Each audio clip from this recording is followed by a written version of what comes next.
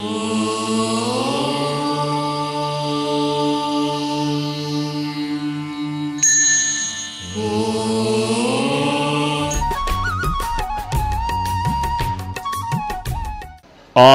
वाङ्मय में कहा गया है, सवणे नाणे बिन्नाणे पच्चखाणे य संजमे अनन्हवे तवे चेव बोदाणे अकिरिया सिद्धि। हमारे जीवन में सत्संगति का महत्व है। एक आदमी किस प्रकार के व्यक्तियों के साथ उठ बैठ करता है, ज्यादा रहता है, यह एक ध्यातव्य विषय होता है। आदमी सज्जन की संगति में रहता है तो उसमें अच्छे संस्कार आ सकते हैं, और अगर आदमी दुर्जन की संगति में रहता है तो खराब संस्कार भी आ सकते हैं। इसलिए सत्संगत में रहना चाहिए। सत्संगत का एक अर्थ किया जा सकता है साधु नाम संगति, सत्संगति, सताम संगति, संत पुरुषों की संगति में रहना। वह तो बहुत ही अच्छी बात है। तो मान लो हर समय संतों के साथ ज़्यादा न रह सके, संत मिले भी नहीं, तो सताम सज्जना नाम, सज्जन लोगों के साथ रहना, दुर्जनों से बचना। सज्जन की शैली अलग होती है और दुर्जन की जीवन शैली अलग होती है। संस्कृत में कहा गया है कि सज्जन और दुर्जन की शैली में कितना अंतर होता है। विद्या विवादाय धनम मदाय शक्ति परेशान परिपीडनाय खलस्य साधो विपरीत मेतज ज्ञानाय दानाय च रक्षणाय। एक दुर्जन के पास अगर विद्या होती है तो वह विद्या से विवाद करता है, झगड़ा बढ़ा देता है, और एक सज्जन के पास विद्या है तो वह विद्या से ज्ञान को और बढ़ाने का प्रयास करता है। दुर्जन की विद्या विवाद के लिए और सज्जन की विद्या संवाद के लिए, ज्ञान बढ़ाने के लिए होती है। दुर्जन के पास धन है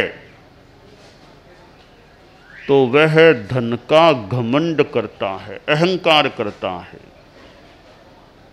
सज्जन के पास धन है तो वह धन का दान करने का यथोचित यथासंभव प्रयास करता है। दुर्जन का धन घमंड का कारण बनता है और सज्जन का धन दान में भी काम आ जाता है। दुर्जन के पास शक्ति है तो वह अपनी शक्ति से दूसरों को पीड़ा पहुंचाता है, कष्ट देता है, किसी को मारना, पछाड़ना, कष्ट में डालना, ऐसा काम करता है।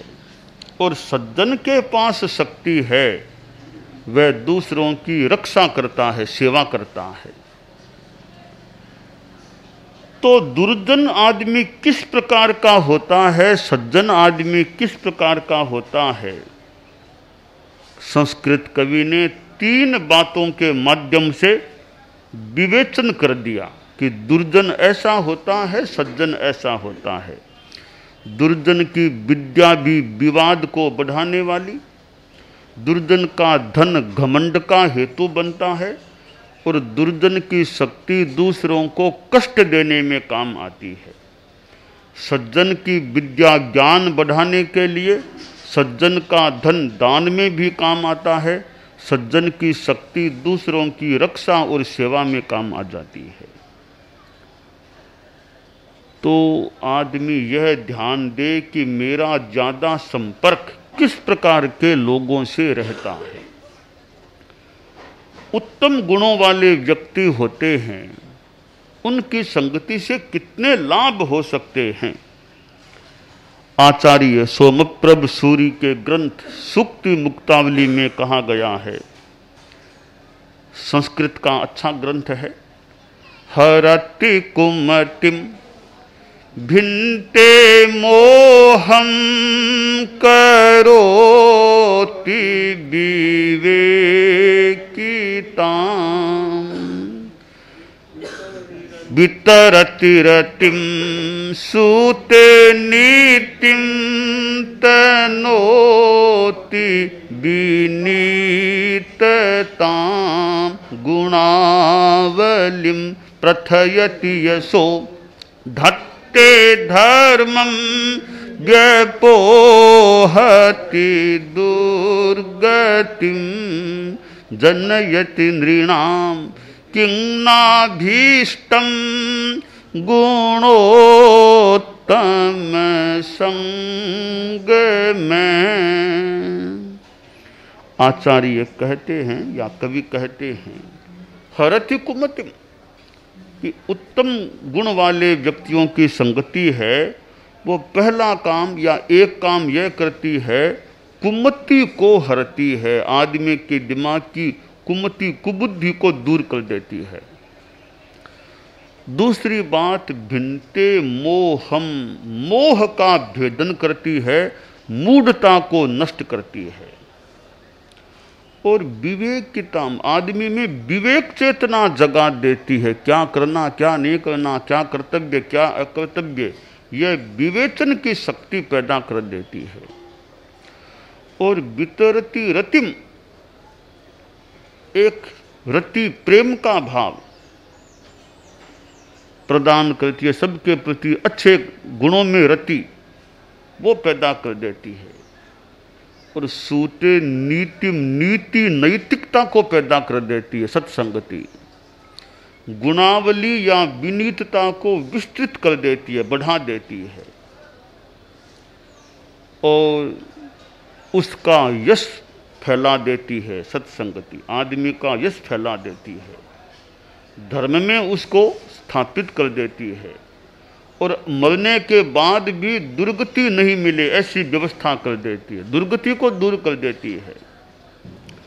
जनयति नृणाम किं नाभीष्टम गुणोत्तम संगम है, गुणों से उत्तम लोगों का संगम संगति है, क्या क्या अभिष्ट पैदा नहीं कर सकता।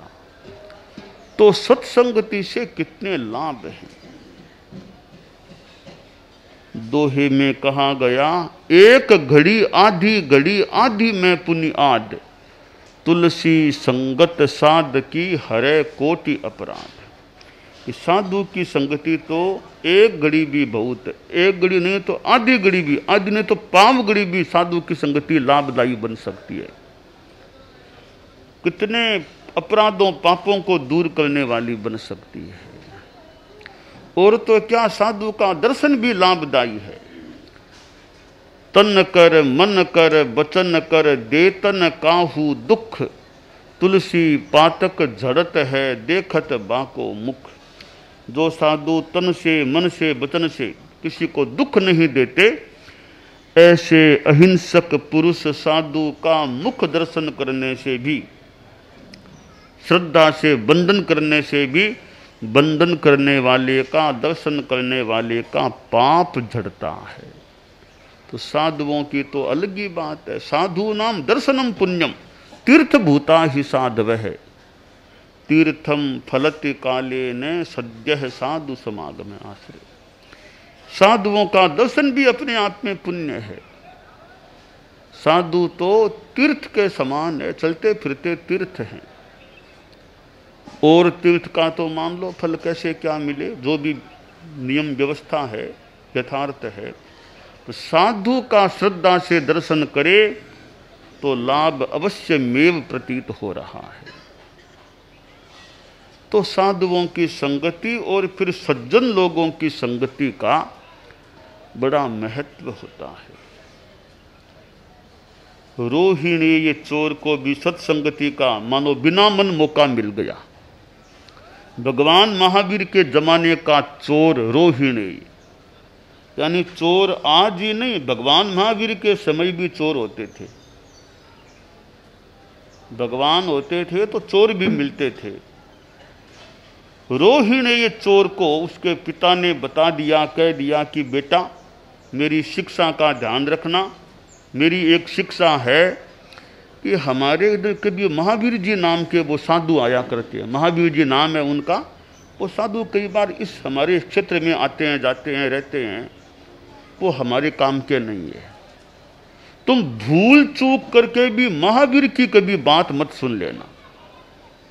उनकी बात सुनने से हमारा धंधा चौपट हो जाएगा। कहीं ध्यान रखना, कभी उनके पास मत जाना, उनकी वाणी को कान में मत पड़ने देना।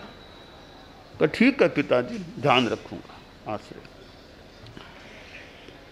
एक दिन वो रोहिणी जा रहा था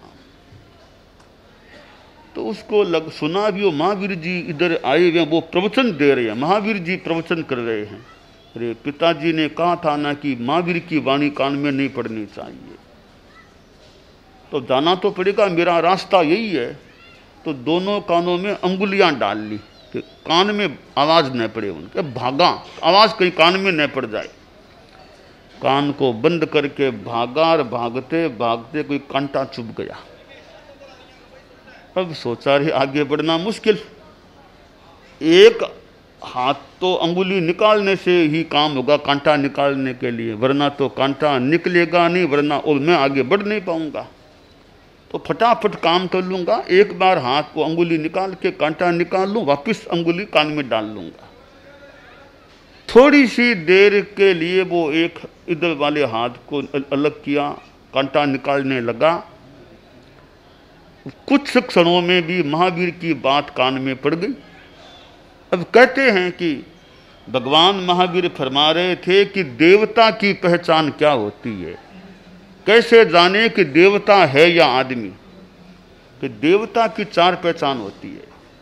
अगर कोई देवता है तो अनिमेष, उसकी आंखें अनिमेष रहेगी, निमेष नहीं होगा, स्थिर अनिमेष आंखें रहेगी, यह पहली पहचान। दूसरी पहचान है कि देवता की छाया प्रति छाया नहीं पड़ती। धूप है, देवता की छाया नहीं पड़ती, आदमी की छाया पड़ती है, देवता की छाया नहीं पड़ती।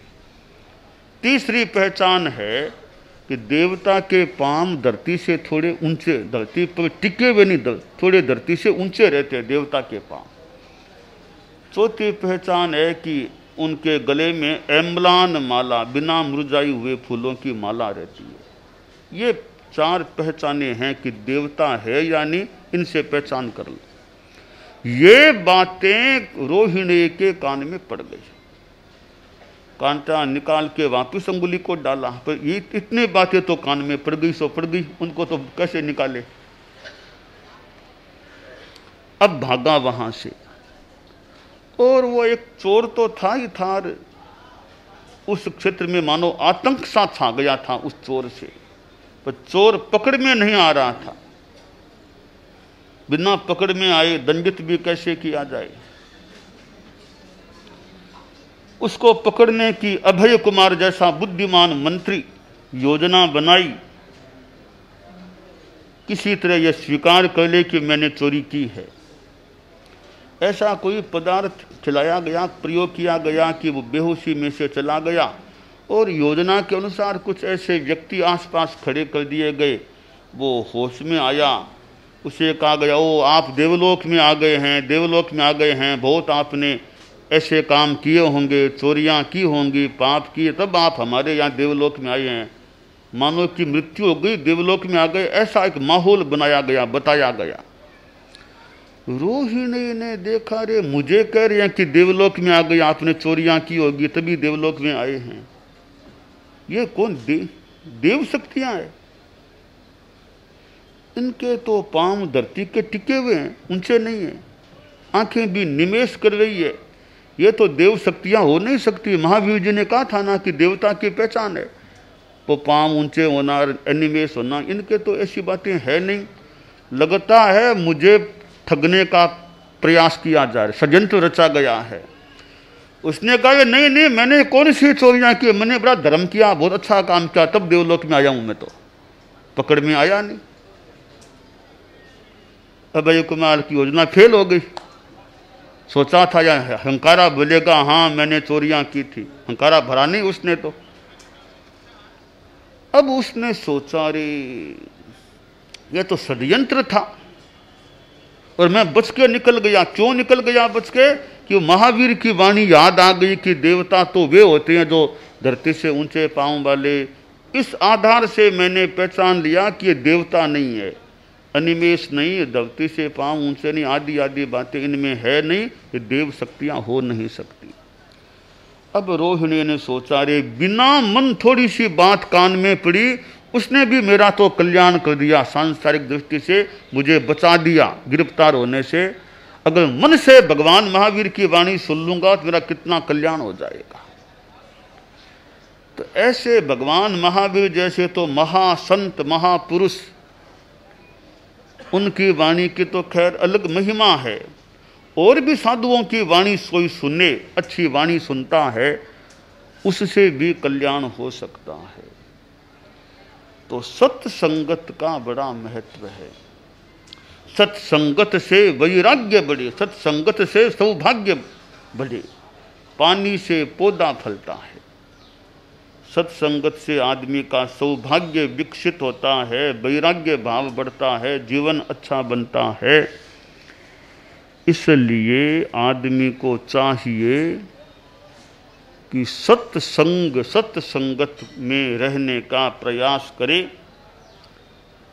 साधुओं का योग मिले तो कुछ देर उनका प्रवचन सुनने का, उनकी उपासना करने का यथासंभव प्रयास करे, ताकि आत्मा सन्मार्ग पर स्थित हो सके, आत्मा में मन में सद्बुद्धि आ सके और आदमी कल्याण की दिशा में आगे बढ़ सके।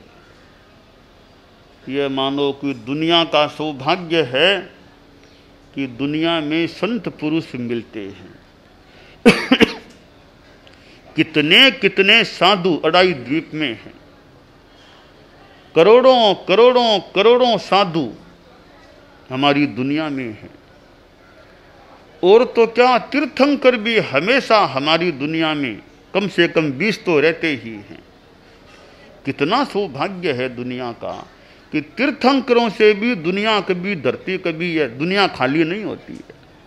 साधुओं की तो कितनी लंबी संख्या होती है, करोड़ों करोड़ों, 2000 करोड़ के जगत में कितने कितने साधु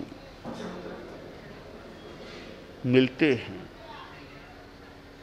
तो यह धरती का वो दुनिया का सौभाग्य है कि संतों के चरण धरती पर टिकते हैं और संत लोग दुनिया में हैं।